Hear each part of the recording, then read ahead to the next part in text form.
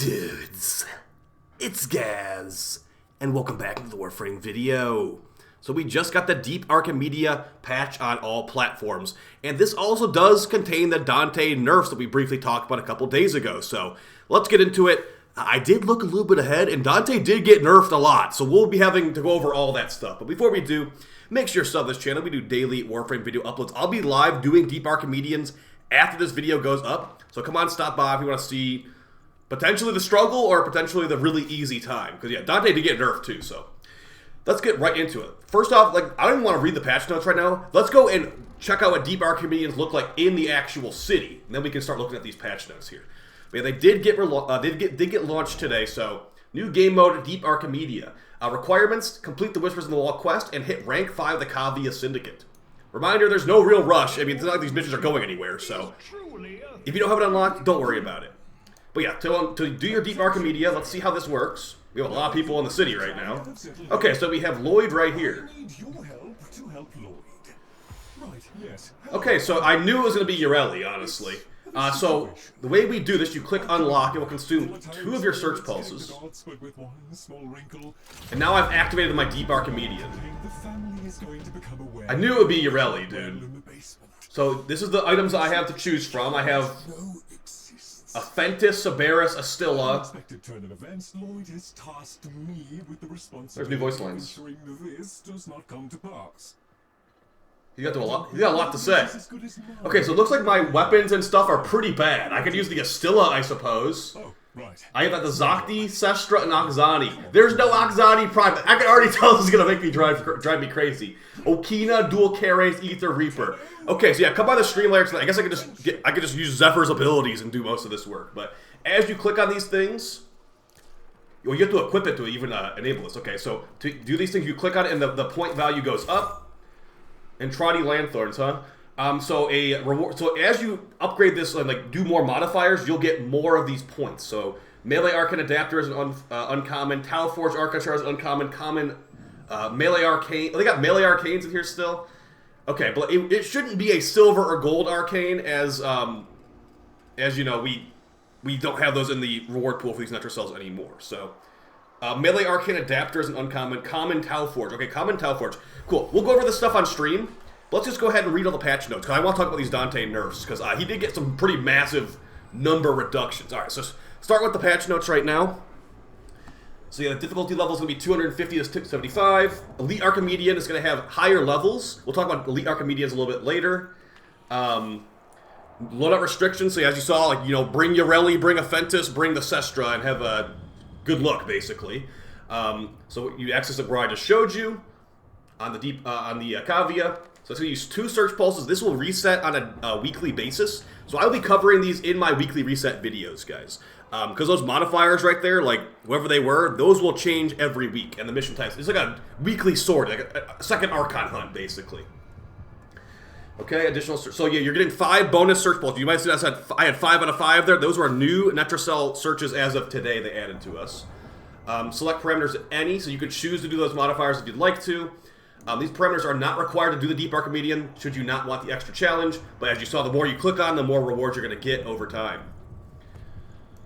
Okay, mission restrictions. So empowered enemies, no self-reviving. Instead, after 30 seconds, a Tenno will be slain. A dormant Void Angel bearing the glyph of the fallen Tenno will appear in the mission. Awaken and defeat the angel to revive the Tenno. Each subsequent angel will be stronger. Okay, so if you die, it's kind of like Left 4 Dead, if you ever played Left 4 Dead. If you die, you will be in some random closet, but the closet is actually a Void Angel. So kill the Void Angel, and you will get your teammate back. So they can bring their Ureli, Sestra, Fentis, and do some serious damage. Known issues, clients are unable to interact with a Void Angel twice in single mission to revive a fallen host. Okay, so just be aware of that. That's a known glitch by DE. If you are the client of the mission, not the host, try not to revive the Void Angel twice. Last gasp penalty. Last gasp is reduced by 2 seconds. Shorter bleedouts. Mortis strike. After being dead for 3 minutes, you will incur a Mortis strike. After 3 Mortis strikes, you will not receive any more rewards for this run. Oh, okay. That's interesting. Consumables restriction. Individual paradigms. So these are the modifiers, basically. So Loadout and personal modifiers. So these things right here, like I showed you, Ureli Stug, or Ureli Acarius, or whatever it was, that's going to be part of your modifiers, and the other ones will be the modifiers underneath that. So that's going to be, if you do, I'll equip everything just so we can show how many points you're actually get with everything equipped. But I'm hoping it gives you the entire Elite Archimedean if you do that. These modifiers affect players directly, providing a challenge in exchange for increased reward research points. Okay, so you can activate them just clicking on them. Here's all the modifiers. We'll take a look at these later, but if you want to check these all out, there's look like 20 of them-ish. Mission deviations and risk variables. So there's more modifiers. There's modifiers on the missions. There's modifiers you can actually add on the missions additionally. So you can do double modifiers and play Ureli if you want to. And there's all the modifiers right there. I'm sure some of them are really evil. Good. Risk variables. Risk variables are more focused on enemies and weapons, designed to make endless waves of enemies more merciless than ever. Tenno will want to check risk variables before diving into Deep Archimedean to ensure they're prepared for whoever lies in front of them. Got less of those, but we got some pretty bad ones, some pretty evil ones. Alright, it's cool stuff there. Elite Archimedean. So I'm wondering about this. For the truly courageous Tenno, Elite Archimedia is standard Deep Archimedean cranked up to 11 with increased enemy levels and additional risk variable per mission. So an additional evil modifier every single mission and increased enemy levels. That's what Deep Archimedean is, or Elite Archimedean is. Complete all 3 Deep Archimedean missions with a research point of 25 or higher to unlock the Elite Archimedean permanently from the Deep Archimedean screen. It's as easy as selecting Deep Arch. Okay, so you have to beat this with every single modifier active. So let's go ahead and just equip that right now to see what that would look like. And we can talk about the Dante Nerfs. Okay, so I think it was like Zephyr. I don't want to play Ureli, so I'm going to do Zephyr. Zephyr, Astilla. Okay, Astilla Prime. I think it was like the Zocti or something. Zocti Prime exists. I don't remember the melee, actually. Let's just go ahead and look what the melee was, because I completely forgot. Oh, gosh. This is why you have every terrible weapon in the game sitting around. The dual carries, okay. So yeah, you can't even activate the modifier down the weapon equipped, or the weapon owned. So dual carries. Alright. Now let's see, if I click on every single modifier, do we get to the Elite Archimedean? We have gone, oh yeah, so if we do this, we will unlock the Elite Archimedean with this gear. What am I even doing with this? Shield regeneration delay increased by 500. Transference into operator and drifter is blocked. Blocked? You can't use transference? Knife step syndrome, lose 2 health when moving, jumping pauses the effect. Loses 2 health per second for each enemy. Okay, so, I mean, yeah. Double demolishers. 2 necromech demolishers will attack each conduit, but their health is reduced. Is their damage attenuation reduced too? Okay, so we got some funny ones on here. But yeah, if you do every single challenge, yeah, you have to do literally every single. If you unequip one of these, you don't get it. So we'll be doing that today. We'll show Deep Archimedeans probably soon in the future. Yeah, let's keep going over those patch notes, because the Dante Nerfs are pretty far down on the patch notes. Alright. So yeah, if you want to unlock the Deep Archimedean, play Ureli with the Sestra. Okay, so moving on. So you're going to get all that loot too if you do that. So it's going to be a big loot haul at the end. When Deep Archimedeans can be attempted in a limited amount of times, research points do not stack across attempts. Oh, okay, this is important. Research points do not stack across attempts. In other words, each attempt is independent from the previous. Rewards are earned based on the singular attempt at hand, not the sum of the attempts over the week. Completing all 3 Deep Archimedeans rewards 3 research points. Completing all 3 missions on Elite Archimedean awards 10 additional research points up to a total of 13. Okay. Each Elite Archimedean is unlocked after completing the Deep... Okay, we already know that. Each research modifier adds an additional 1 point per mission for a maximum of 24 additional points, or 24 bonus points research earned by completing all 3 missions with every individual modifier enabled. The maximum number of research points possible is 37. 13 from Elite Archimedean and 24 from individual paradigms. Okay. So they're saying it does not stack across attempts. We're going to try that today to see exactly how this works, but yeah. Enabling Elite Archimedean in all individual paradigms gives a maximum of 37 for unlocking rewards. There are 5 reward pools that can be unlocked via research points and 3 additional resource bundles. These reward pools have their drop tables spread across 3 different tiers: silver, gold, and diamond. Here's the loot table for these silver rewards. Crimson Archon shards, so only normal Archon shards and legendary arcanes, and Tau shards. So no like green combined shards, whatever. So you're getting the normal shards. Silver rewards are available at 5 and 10 research points, which means the minimum to receive them is 5 research points, complete all 3 Deep Archimedians with 1 individual paradigm. So if you want to get the bottom tier reward, just do 1 modifier and you're good on that. 10 research points, complete Deep Archimedian with at least 3 paradigms or Elite Archimedean enabled. Entradi Lanthorn bundle, so you get an Entradi Lanthorn bundle if you get 15 research points. There's also the gold rewards, which will be this. It's the same thing. It's just different drop tape. Like it will be a different drop percentage for these goods, for the good stuff, for the gold tier. And then for Vosphor, there's a Vosphor bundle. That's cool. So Elite Archimedean will give you a Vosphor bundle. How much Vosphor is it? 20 Vosphor or 50 Vosphor? 20 Vosphor. 1 Arcane's worth. I wouldn't call that a bundle, really, but okay. You get 50 Vosphor if you do every single challenge and Elite Archimedia as well. Alright, so we've finally gotten to the Dante Nerfs. There's actually a buff in here too, to be fair, but let's go over Dante's changes and also read their explanation on it too. Alright, in the time that Dante has been available to play, he has quickly become a fan favorite. We recognize how much of a blast it's been to play this quill-wielding Laverian wizard, which is something that we have kept at the forefront while determining the following balance changes. Ooh. These changes are not meant to suspend the fun factor, but to maintain our philosophy of why we nerf things in Warframe: automatic, disruptive, or overly dominant. After much review and feedback consideration, we recognize it's not the damage Dante can deal to be addressed, rather his accumulation of overguard.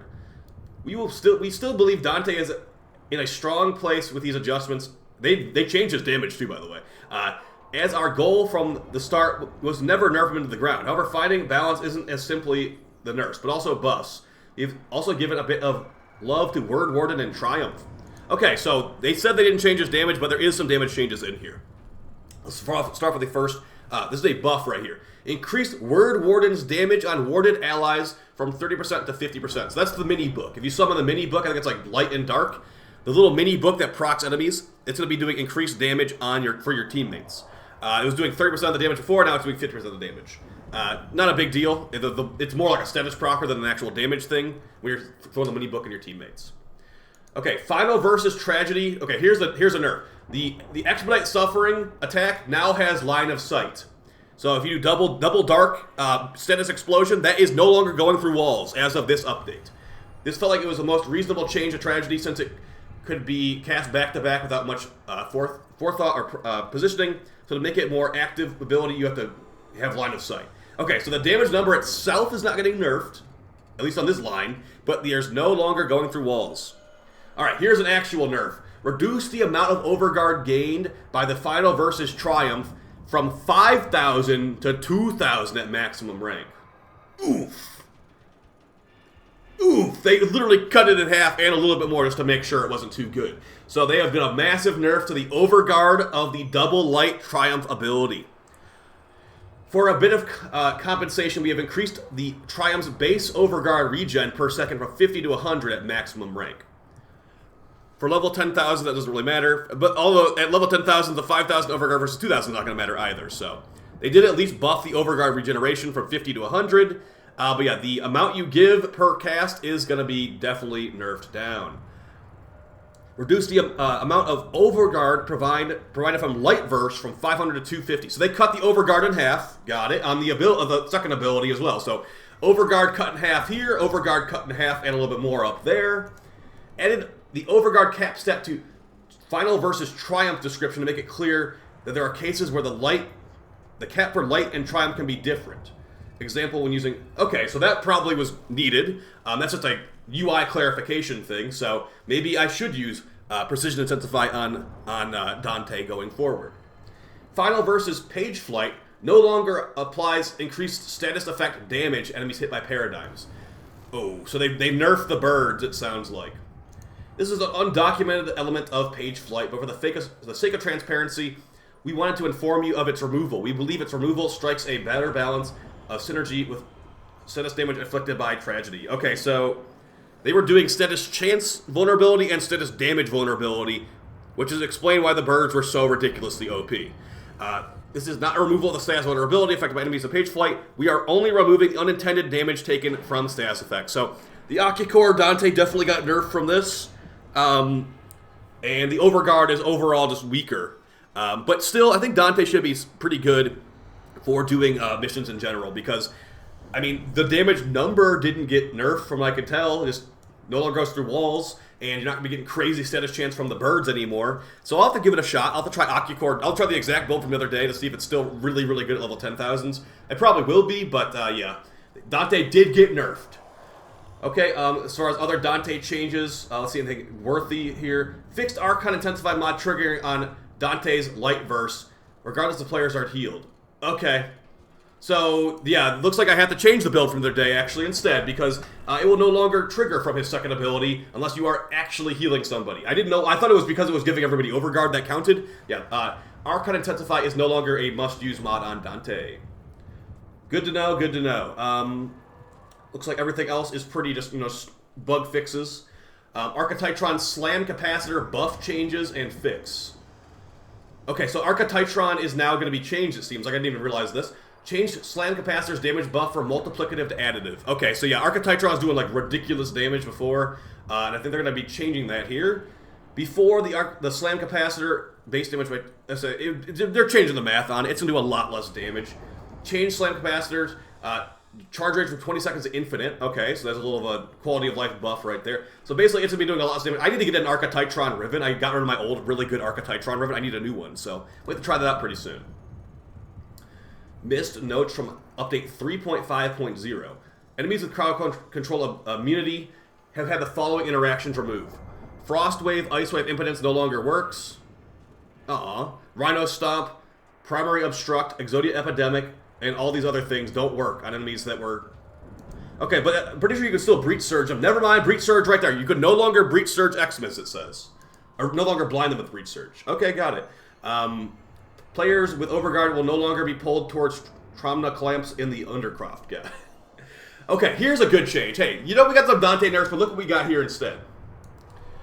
Doubled the reactant drop rate in Void Cascade Omnia Fissures. Yes, the best change. You could nerf Dante 3 more times and we're getting this change. Oh yeah. If you've been trying to do these Omnia Void Cascade Fissures, you might have noticed the reactant drop rate was rough. We had to literally make a new strategy just to play the missions properly. We had like half of them red Exilizers on purpose, half of them not red Exilizers. It was a headache, but now it will no longer be a headache, I'm hoping. And we can go back to double attack, double defense. So very nice there. You know it would be even better if they made the reactant team-wide pickups, but hey, this is better, giving double reactant drops in Void Cascade. So this will be definitely, I'll have a video on this probably like on Saturday, I'm guessing. Void Cascade Fissures are the place to be, for sure. And they're not annoying anymore. Anaros can now cancel Sandstorm with a melee attack. Okay, casting Eureli's Surging Blades will no longer link you, root you in place. Okay, we got Divine Retribution change right here. They nerfed it! They nerfed Divine Retribution! While the Divine Retribution augment is equipped, the base range of Nezha's Divine Spears is reduced by 50%. Oh no, I knew they were going to do something like this. Okay, so they made it where... Darn. Okay, we didn't want to change the mod in a way that would alter the functionality that makes it too effective. So we instead added a range reduction to keep its power with a reasonable level. Oof. Okay, so yeah.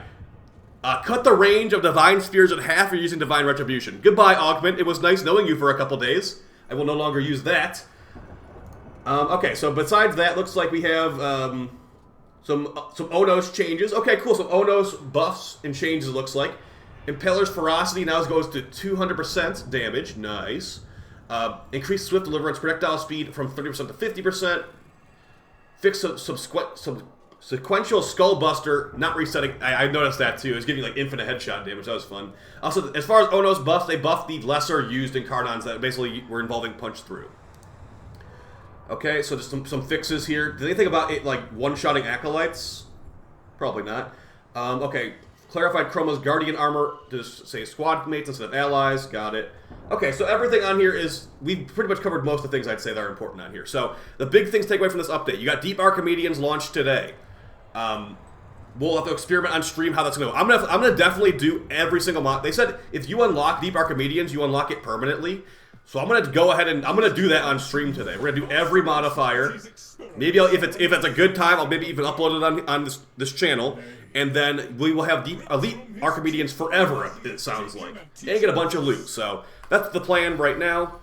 Hope you guys found this video fun and helpful. Yeah, Dante did get nerfed, but it seemed like they were not the biggest nerfs. I mean, besides the overguard getting kind of like cut in half, his damage is still going to be exactly the same, so you can still nuke level 10,000 with him, no problem. So, see you guys next video. See you on stream very soon. Take it easy. Peace.